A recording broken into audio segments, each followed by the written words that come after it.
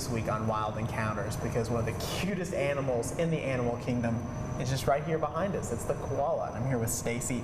Tell me a little about the koala, who's obviously just chilling right here over our shoulders. This is Lottie. She's our 13-year-old female here at Riverbanks Zoo. She's just hanging out with us this morning.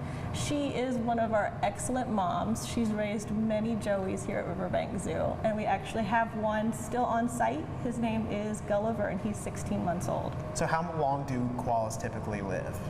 At 13, she's kind of getting a little up there. We would expect late teens. Okay, and they eat eucalyptus. So tell me about eucalyptus. It's actually a really big deal to get the eucalyptus here. Tell me about that. It is. There's hundreds of kinds of eucalyptus. Unfortunately, koalas only eat about 40 of those varieties, and none of those varieties grow reliably here in South Carolina. So we actually have to have it shipped from Arizona and from Florida twice a week.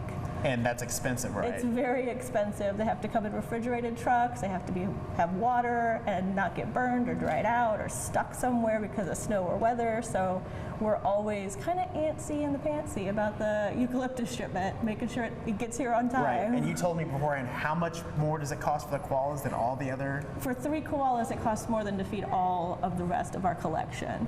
So koalas, they're getting the pricey food, they're getting the fillets, all right? So tell me a little bit more about koalas, their personalities, what they're like in the wild. These guys, they sleep 20 to 22 hours a day, so there's not a whole lot of room in that day for a social structure.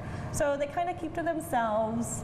They're not particularly social. Lottie lives pretty close to her son, but she doesn't really want to interact with him because, you know, she sleeps too much. And so I asked you a little earlier before we started filming, the movement. They can maybe scuttle around pretty quickly for a short burst. They have to be highly motivated, right. But they can move pretty quick when they want to.